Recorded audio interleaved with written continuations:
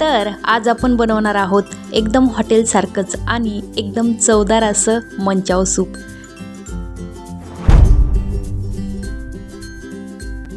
तर मंचाव सूप बनवण्यासाठी इथे आपण काही साहित्य घेतलेलं आहे।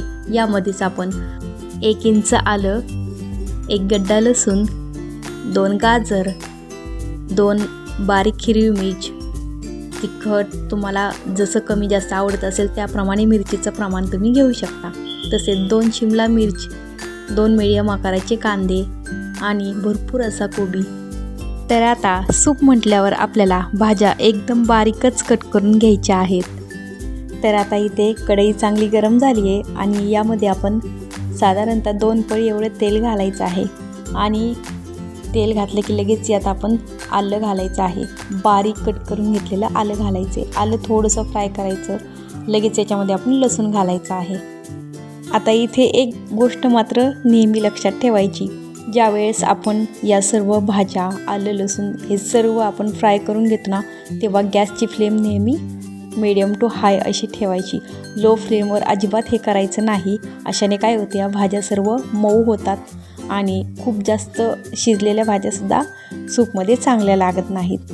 तर आता आलं लसूणसुद्धा आपण तेलामध्ये तळून घेतले, खूप जास्तही तळायचं नाही आहे। आणि आता लगेच यामध्ये आपण चिरून घेतलेल्या सर्व भाज्या घालायच्या आहेत। कांदा, शिमला मिर्च, कोबी, तसेच बारीक कट करून घेतलेली हिरवी मिरची आणि गाजर। तर या सर्व भाज्या घालून पुन्हा आपण या हाय फ्लेमवर परतून घ्यायच्या आहेत आणि अगदी 3 ते 4 सेकंद या भाज्या आपल्याला परतून घ्यायच्या आहेत।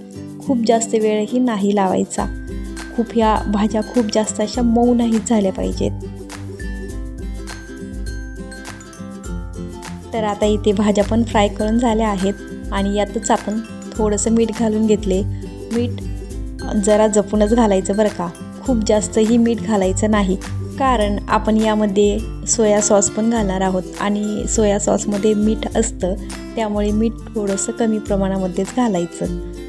तर आता मीठ घालून झाले आणि यातच आपण 1.5 चमचा सोया सॉस घातलेलं आहे आणि पुन्हा एकदा हे मिक्स करून घेऊया।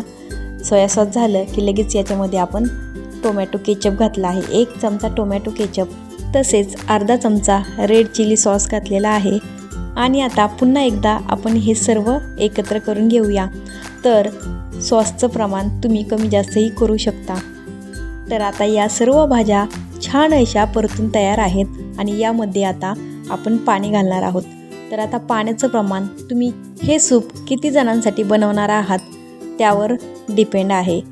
तर आता इथे मी 1.5 ग्लास पाणी घेतलेलं आहे आणि 1.5 ग्लास याप्रमाणे साधारणतः 4 जणांसाठी तरी हे सूप सफिशियंट आहे। तुम्हाला किती जणांसाठी हवं असेल त्यानुसार तुम्ही पाण्याचं प्रमाण कमी जास्तही करू शकता।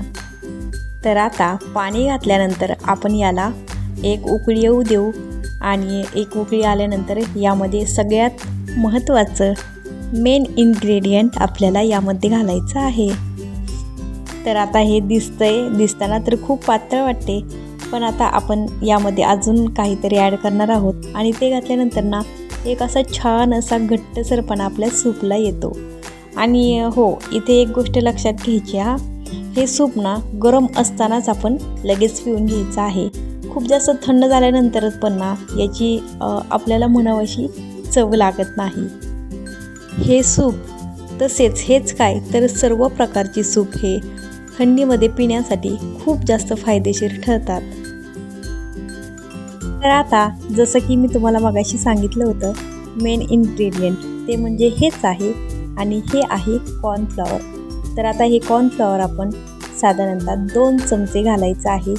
एका वाटीमध्ये कॉर्नफ्लॉवर घेतलेले आणि त्यामध्ये खूप जास्तही नाही, अगदी थोडंसं पाणी घालून ना हे एकदम अशी याची फाईन पेस्ट तयार करायची। अजिबात गाठी वगैरे राहिल्या नाही पाहिजे, सगळं आपण व्यवस्थित बारीक करून घ्यायचं आहे, मिक्स करून घ्यायचं आहे पाण्यामध्ये आणि हेच आपण आपल्या सूपमध्ये घालायचं आहे। याने काय होतं, आपल्या सूपला आहे ना जरा घट्टसरपणा येतो। तर आता इथे छान अशी उकळी आलेली आणि यामध्ये आपण हे कॉर्नफ्लॉवर घालून घेतले आणि हे सर्व पुन्हा एकदा आपण मिक्स करून घेऊया। तर आता हे कंटिन्युअसली आपण हलवत राहायचे, तर हळूहळू याला जरा घट्टसरपणा येतो। कॉर्नफ्लॉवर घातल्यामुळे याला आपल्या सूपला जरा घट्टसरपणा येतो.